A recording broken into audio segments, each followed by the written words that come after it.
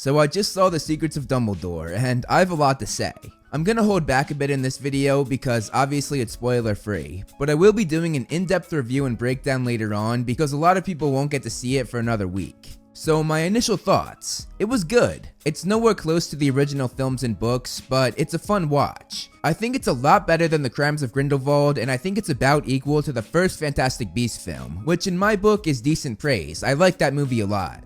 There was a lot of controversy surrounding this movie. Johnny Depp was dropped as Grindelwald prematurely, which is unfortunate. I know a lot of people are boycotting this movie for that very reason. It's all over my comment section whenever I post a Secrets of Dumbledore video. I loved Johnny Depp in the role, but Mads Mikkelsen stepped in and he did a serviceable job. He did not try to copy Depp, but instead made the role his own, much like Michael Gambon did when he took over as Dumbledore, but those were much different circumstances. I see a lot of people saying that Mads carried this whole movie, but I don't think that's true. That's not fair to the other actors, all of whom did an amazing job. If anything, Dan Fogler as Jacob carried this movie more than Maz. I think he had the best performance by far. Don't get me wrong, Maz did a great job, but I want to show some love to the other actors like Jude Law, Ezra Miller, and Alison Sudol because they deserve some praise as well. Now, the actual plot of the film. Right off the bat, I was expecting to see a lot more patching up to fix mistakes from the last movie, much like the Star Wars sequel trilogy had to do, but surprisingly, there were not that many examples of this. It was able to be its own story, free of the baggage from the previous film, which I think is a real accomplishment.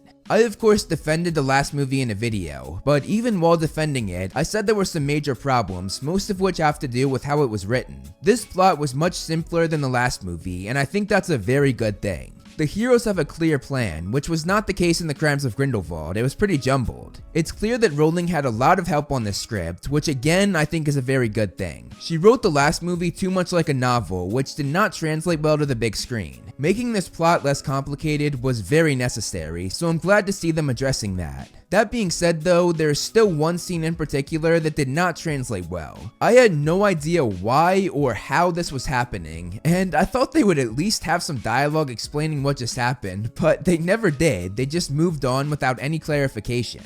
One huge thing I noticed in this film was how little screen time Newt had. The first movie is all about Newt and his beasts, but the films that followed are more about Grindelwald and Dumbledore while Newt takes the back seat. Personally, I don't mind this as much as some others because I find Albus and Gellert's relationship very intriguing, but I can see how it rubs some people the wrong way. Newt certainly served his purpose in this movie though. I think every scene Newt was a part of was spectacular. Seeing him interacting with the creatures was great. It was classic Newt. But this movie did something we hadn't seen yet. It brought raw emotion to his character, which I was not expecting. There were some moments that really tested Newt, especially in the first scene he was in, which was really nice to see. I think it adds a lot to his character. This movie excelled at matching characters up. We saw both the Scamander brothers and the Dumbledore brothers be paired up, and interestingly, their arcs parallel each other, which was fascinating. They also paired Pickett and Teddy, who were a great duo. But my favorite character pair in this whole movie was Jacob and Lally. They had some of the funniest lines in the movie, and Lally is a great addition to the movie. She quickly became one of my favorite characters. I already talked about how good Dan Fogler was as Jacob, but looking at the writing for his character, I think he had the best arc in the whole film. His growth throughout the story was really captivating, and I'm gonna talk more about this in my spoiler review. I don't want to give anything away here. In the last film, people were disappointed that the beasts in the movies didn't do much when the series is literally called Fantastic Beasts, but they made sure that was not the case this time around because there's one creature who's at the center of the movie. Without this creature, the plot would not work. That's how important it is. I won't give it away, but I was very happy to see the creatures being integrated back into the importance of the plot. The effects in this film were incredible. It was one of the best parts of the movie. The fight scenes were amazing. They had some clever choreography and effects that we hadn't really seen before. It was more than just two wizards holding their wands while there's a magical line in between them. I think that worked well for the books, which the films were of course stuck with because they were adapting the story from the page. But I'd like to see them expanding what we've already seen, because this time around they are not limited to what's on the page. They can make and do their own thing.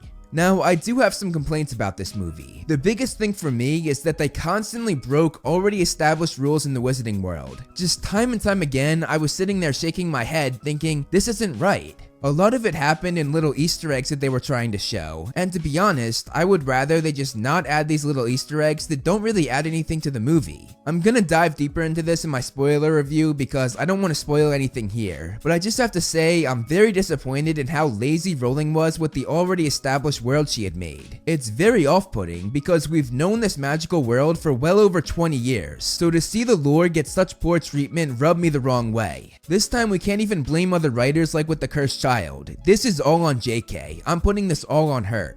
That being said though, this movie did add some great additions to the Wizarding World that did not go against already established lore. We see another Ministry of Magic, this time in Berlin, which was really exciting. I love that we've seen a new country's ministry in each of these movies. First it was in America, then France, and now Germany. Overall, this movie is worth watching, especially if you're a Harry Potter fan. There are a lot of cool Easter eggs, all of which I'll point out in another video, probably in my breakdown and review video, maybe I'll put that at the end of it. The writing in this movie has greatly improved, and even more casual fans will be able to follow the plot, not just the die-hard fans like in the last movie. The Secrets of Dumbledore is not groundbreaking, but it's a fun watch and a nice addition to the Wizarding World.